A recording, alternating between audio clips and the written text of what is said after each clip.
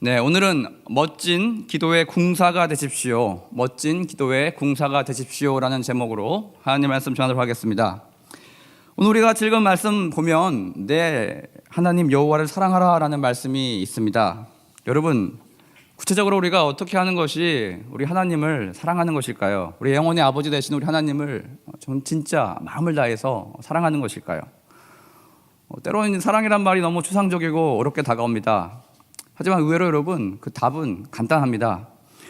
여호와의 인재 속에 거하는 것이 바로 저와 여러분이 하나님을 가장 사랑하는 방법입니다. 말이 어려워서 임재지 쉽게 얘기해서 항상 같이 있는 것입니다.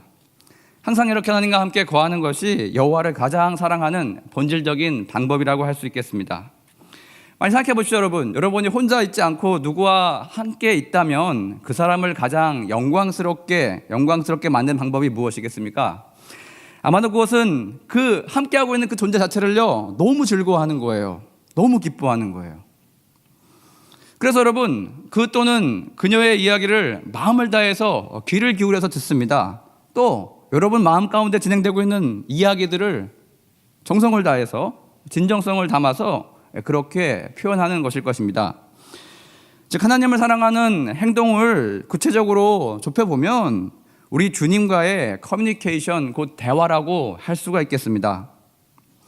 우리가 하나님과 대화하고 있을 때 우리는 하나님을 가장 사랑하고 있는 것이고, 눈에 보이지 않지만 우리 삶을 지배하시고 이끌어 가시는 하나님을 가장 영광스럽게 해드리는 바로 그 순간이 될 것입니다.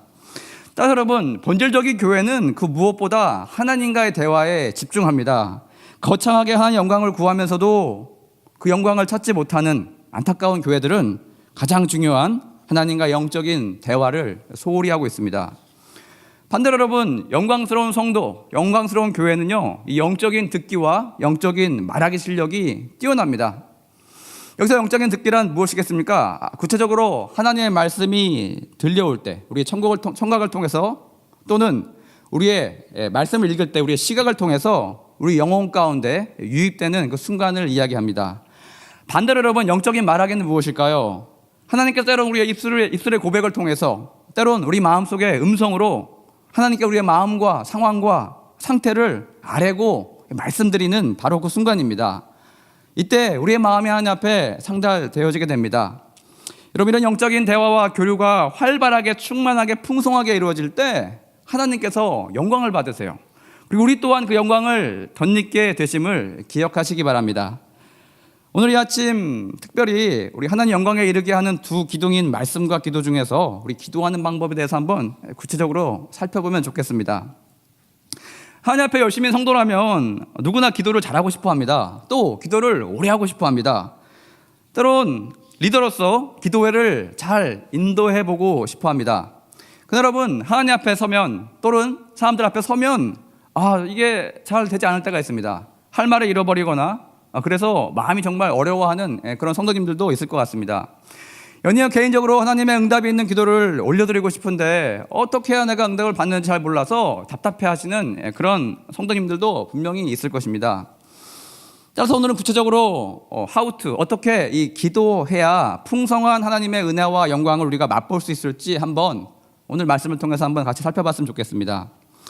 저는 오늘 우리가 읽은 본문에 그 답이 있다고 생각합니다. 신명기 6장 5절 다시 한번 소리내서 한 목소리로 읽어보겠습니다. 준비 시작. 너는 마음을 다하고 뜻을 다하고 힘을 다하여 내 하나님 여호와를 사랑하라. 아멘. 여러분, 첫째로 하나님 여호와를 사랑하는 우리의 RM, 우리의 기도는요, 반드시 우리의 마음을 다하여 구해야 한다는 것입니다. 복음서도 보십시오. 예수님께서 항상 치유의 기적을 행하시기 이전에 꼭 병자들에게 이렇게 묻습니다. 내가 너에게 무엇을 해주기를 원하느냐? 내가 낫고자 하느냐? 이렇듯 여러분, 저들 마음 가운데 있는 가장 간절한 소망이 무엇인지 예수님께서는 직접 듣고 싶어 하셨습니다. 어떤 분들에게 대표 기도를 부탁드리면 어떤 공식에 짜여진 것처럼 일정한 패턴을 거쳐서 기도하시는 분이 있어요. 물론 여러분, 이 패턴을 따르는 게 나쁘다는 게 아닙니다. 그러나 여러분, 저와 여러분의 마음이 담기지 않는 기도를 하나님께서는 기쁘게 여기시지 않는다는 것입니다. 따라서 여러분, 하나님과의 대화에도 분명한 진실성이 있어야 됩니다. 진정 우리가 마음이 가고 있고 마음이 쓰이고 있고 우리의 마음을 지금 사로잡고 있는 그런 기도의 제목들에 대해서 우리는 하나님 앞에 알아야 됩니다. 예를 들어 여러분, 어떤 분은 신문 일간지 일면을 따라 기도하는 것 같은 분이 있습니다. 때론 세계평화, 북미 핵협상 굉장히 중요한 주제죠. 그러나 여러분, 만약 이것이 이 기도의 내용들에 우리의 관심과 마음이 그렇게 쏠리지 않으면서 안타깝고 애절한 마음도 없으면서 그저 분량만 채우는 그런 기도를 한다면 하나님께 기쁨을 드리지 못할 가능성이 굉장히 크다는 것입니다. 하나님께서는 저와 여러분 자녀들의 마음을 알고 싶어 하세요. 그런데 여러분, 우리가 그것을 꽁꽁꽁꽁 감춰둔 채 일상적인 이야기, 세상 사람들이 다 알만한 그런 이야기로만 우리의 대화를 채워나갈 때 하나님께서는 우리의 마음을 받으시기 어렵습니다. 따라서 여러분, 기도하실 때 여러분 마음에 분명하게 선명하게 떠오르는 여러분의 마음을 정말 사로잡고 있는 그런 주제들을 놓고 제목들을 놓고 기도하시기 바랍니다. 이렇게 효과적인 기도가 되기 위해서는 우리 마음의 무게가 실리는 그런 내용을 가지고 마음을 다해서 하나님 앞에 우리는 기도해야 됩니다. 둘째로 여러분, 우리는 뜻을 다해서 기도해야 됩니다. 기도할 때 우리는 분명하게 기도해야 됩니다. 기도는 언어로 하나님 앞에 우리의 마음의 상태를 스케치하는 그림 또는 회화라고 할 수가 있겠습니다. 그런데 때론 우리의 기도 내용이 충분한 시간이 흘렀음에도 불구하고 무엇을 그렸는지 알기 힘든 그럴 때가 있어요. 여러분의 기도의 내용이 여러분 피카소의 그림처럼 그렇게 난해해서는 안 될 것입니다. 따라서 여러분, 기도 내용 가운데는 분명한 날이 서 있어야 됩니다. 세밀하게 구체적으로 여러분의 마음을 하나님 앞에 그려내야 됩니다. 그런 목표를 가지고 기도를 해야 시간만 가고 중언부언하는 그런 기도를 하지 않게 됩니다. 연히 여러분, 뜻을 가지고 기도하라는 것은 다른 의미로 여러분이 기도하고 있는 내용에 대해서 확신을 가지고 구하라는 것입니다. 예수님께서 기도의 방법을 제자들에게 가르쳐 주실 때 너희가 구하는 것을 이미 받았다는 믿음과 확신 가운데 구하라라고, 기도하라라고 말씀해 주셨습니다. 따라서 여러분, 그럴 때가 있어요. 우리도 뭐 안 되면 말고요, 이런 여러분 가벼운 자세, 그런 가벼운 마음으로 우리가 기도해서는 안 된다는 것입니다. 확고한 기도에 응답이 있다는 신념을 바탕으로 뜻을 세워서 여러분 기도하시기 바랍니다. 기도한 자가 받을 수 있을지 없을지 반신반의하는 그런 기도의 행동은 하나님의 능력을 곧 의심하는 행동입니다. 하나님의 뜻에 맞는다면, 우리가 구하는 내용이 진짜 하나님께서 원하시는 그 내용이라면 반드시 하나님께서 들어주실 것임을 믿어 의심치 않고 여러분의 기도를 올려드리시기 바랍니다. 그때가 언제가 될지 저와 여러분은 알 수 없습니다. 하지만 반드시 하나님께서 들어주신다라는 확신 가운데 거룩한 뜻을 세워 기도하시는 여러분 되시길 바랍니다. 마지막으로 우리는 여러분 힘을 다해서 기도해야 됩니다.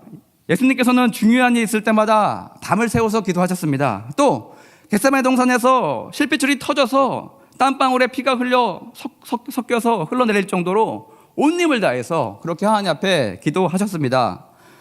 여러분, 한국교회는 통성기도라는 좋은 기도의 방편을 가지고 있습니다. 통성기도가 왜 좋습니까 여러분? 초신자들이 들으면 그저 시끄럽게만 느껴지는 그 기도가 왜 좋다는 것입니까? 그것은 여러분, 소리를 내고 안 내고를 떠나서 그 기도하는 사람의 태도가 좋기 때문입니다. 누구나 다 알지 않습니까 여러분? 음성을 내서 그렇게 기도하는 것보다 조용한 목소리로 기도하는 것이 우리의 체력을 훨씬 더 아낄 수가 있습니다. 또 앉아서 조용히 묵상 기도하는 것이 더 교양 있어 보이기도 합니다.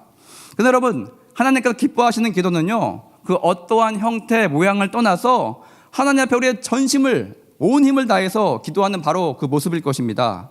어떤 분은 서서 일어나서 두 손을 높이 들고 기도합니다. 철학 때 그런 분이 있어요. 왜 그런지 아세요? 너무 피곤한 거예요. 자기가 갖고 있는 마지막 에너지를 하나님 앞에 드리면서 졸지 않기 위해서 그렇게 기도하는 분이 있습니다. 어떤 분은 여러분, 같이 앉아있는 장의자가 막 흔들릴 정도로 몸을 앞뒤로 움직이면서 기도하신 분이 있어요. 여러분, 그런 모습을 볼 때 우리는 무엇을 느낍니까? 기도 내용은 알 수 없지만 기도한 자의 그 열정, 하나님 앞에 그 열정이 느껴지지 않습니까? 온 힘을 다해서 기도하는 그 모습이 아름답지 않습니까? 그런 기도자의 모습을, 그런 열정이 담긴 대화를 하나님께서 기뻐하신다는 것입니다. 얼마나 하나님께서 중요한 분이시기에 하나님 앞에 저리도 모든 에너지를 쏟으면서 간구하며 나아가는가? 여러분이 기도하는 그 모습을 보면서 믿지 않는 사람들이, 또는 믿음이 연약한 사람들이 은혜를 받았으면 좋겠습니다. 여러분들 그 기도하는 열정을 보면서 저절도 하나님께서 정말 살아계시는구나라는 것을 느꼈으면 좋겠습니다. 여러분, 요컨대 우리의 기도하는 모습은 양궁과 같아야 됩니다. 곧 화살을 쏘는 궁사와 같아야 됩니다. 저 멀리 마치고 싶은 관역이 여러분 마음 가운데 분명히 있어야 됩니다. 향방 없이 아무데나 그렇게 여러분의 기도의 화살을 날려서는 곤란합니다. 반드시 여러분의 마음과 시선이 머무르는 곳을 향해서 여러분은 마음을 다해 그렇게 하나님 앞에 기도하시기 바랍니다. 여러분, 반드시 빨간 점 가운데 10점을 맞추겠다는 결연한 뜻을 세우고 그런 믿음을 가지고 여러분의 기도의 화살을 날려야 됩니다. 따라서 기도할 때 여러분 진중하고 진지한 마음, 그런 마음을 가지고 여러분의 뜻을 다해서 하나님 앞에 구하시기 바랍니다. 끝으로 여러분, 양궁의 궁사가 활시위를 갖다가 얼굴에 정말 분명한 눌림이 생길 정도로 당기죠. 있는 힘을 다해서 그 활시위를 당겨서 쏘는 것처럼 우리가 기도할 때 온 힘을 다해서 그렇게 기도해야 됩니다. 그 힘이 충분하고 넉넉해서 여러분 관역을 충분히 뚫고 지나갈 정도로 넘치는 열정과 에너지가 우리 가운데 있어야 된다는 것입니다. 100m 단거리 선수가 100m가 아니라 120m 지점을 향해서 전력 질주합니다. 왜냐? 결승선을 최고의 속도로 통과하기 위해서입니다. 저와 여러분의 기도도 이런 힘이 넘치시길 바랍니다. 이와 같이 우리 신명기 6장 5절의 원리인 마음과 뜻과 힘을 다해서 하나님을 찾고 부르짖는 저와 여러분 되시길 바랍니다. 이를 통해서 많은 기도의 응답이 여러분 삶 가운데 풍성히 흘러넘치는 축복이 임하시길 바랍니다. 다 같이 찬송가 364장 내 기도하는 시간 다시 한번 부르고 기도함 나가겠습니다.